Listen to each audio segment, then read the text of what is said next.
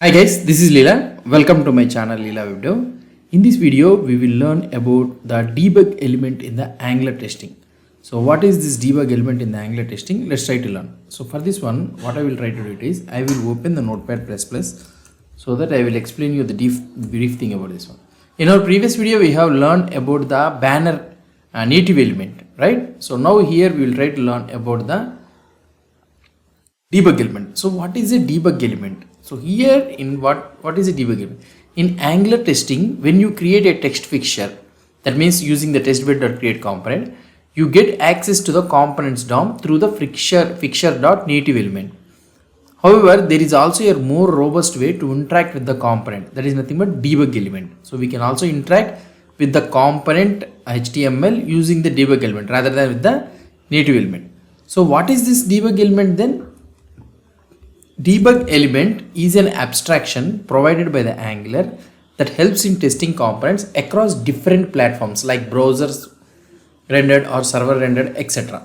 It wraps the native elements and provide methods to interact with them in a safe and a consistent way. So this is the one thing. So using fixture.nativeElement. So normally using the fixture.nativeElement, we can able to access the HTML and we will be able to modify that one. So one way to access the component HTML elements is by using the fixture.nativeElement, which gives you direct access to the actual DOM elements. So for example, how you will try to access it when I try to open the output for this one. So here you can directly access it with the fixture.nativeElement. Okay, you are able to get the banner element, this one.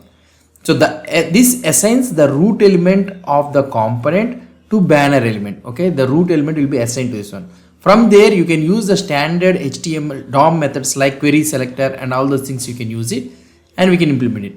However, there is also a more Angular friendly way to do this using the debug element. So let's try to use the debug element. Instead of accessing the native element directly,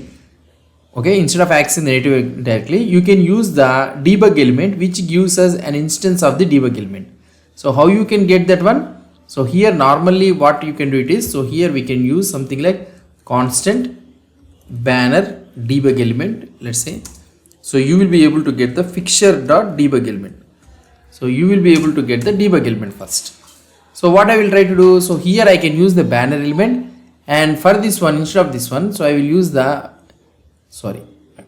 banner de.native element. So we can use it like this. So now what it is happening here, so you need to understand it carefully what is happening. So fixture.debugElement retrieves the debug element instance of the root component here, and native element unwraps it, and here this native element unwraps the debug element and returns the native HTML element. So that is the thing. So both fixture.nativeElement and fixture.debugElement.nativeElement gives you the same result, but debug element is preferred because it works across all the platforms. So that is the main thing. So why use debug element instead of the native element? So why you need to use the debug element instead of the native element? I already told you that it will work across all the platforms. The properties and methods available on the native element depend on the runtime environment. If your Angular app runs in different environments like browser, server, mobile, not all environments have the same DOM support. For example, let's say that I will try to show you simple example for this one. In a browser, native element refers to the actual HTML element. In a server-side rendering SR element, the DOM might be emulated and some standard DOM methods like query selector might not be available. Debug element ensures that the test works across all the platforms by providing a consistent interface. So now using debug element to find an element. So here is how you can use debug element to find an element and check its content. So here what we have did. So here in our example, if you try to see, so we have used the debug element, and with the debug element we are able to get the native element, and you can do all the things whichever you want. So here the debug element gets the debug element of the component, and banner debug element.native element gets the actual HTML element from the debug element, and query selector of P means it finds the P element and element in the components template. And here expect of P.text component to equal of to contain banner works means checks if the paragraph contains the expected text or not. So this is how you will be able to do. This works fine in a browser environment, but if the app runs in a platform where query selector isn't supported, means this test could fail. So that is the main thing. So now another thing which I want to explain you. So now I told you it is failing, right? To make the test more platform agnostic, so that means platform independent, if you want to make it means, then Angular provides a method called as a DebugElement.query combined with the By.css. So this approach works consistently across all platforms. So I will try to show you the same thing which we can do it. So here we got the fixture.debugElement. So instead of this one, so what I want to do, constant paragraph debugElement is equal to banner debugElement dot query. So you can use this query, and here you can use the by.css of p. Okay, so this works in all the platforms. So here we need to import this by in the platform, some platform browser. Yeah, here we need to import it.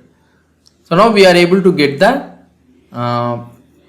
here paragraph debug. So here we will be getting the native element for that one, and we are checking that.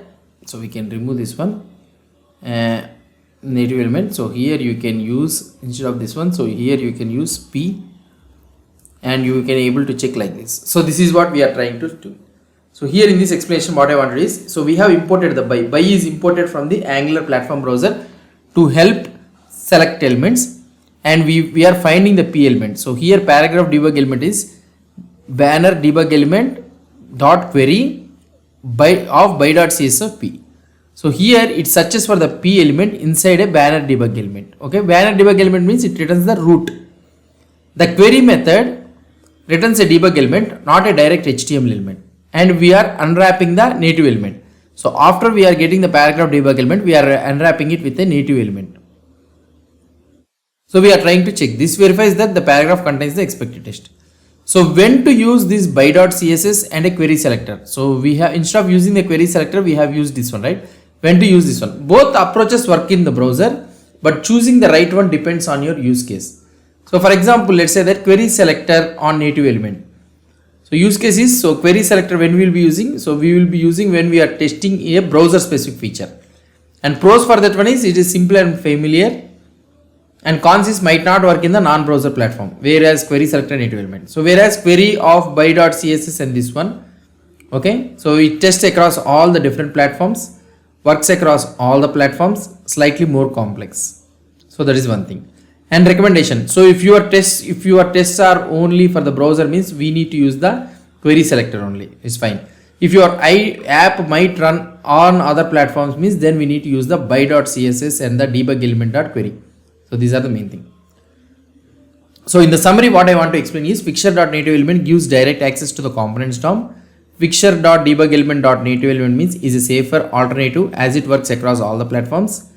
DebugElement.query of by.css is the best approach for platform independent tests. Query selector is simpler but should be used only in the browser dependent tests. So that is the main thing. So now we have a complete understanding about the debug element. You can write Angular tests that are more robust, platform independent and maintainable. So hope you understood about this debug element and query and by.css, and when we need to use the native element and query selector. These are all the things. Hope you understood about this one. If you have any doubts or any suggestions, please post the comments below to this video. And if you like this video, please do support me by subscribing to my channel. Thank you.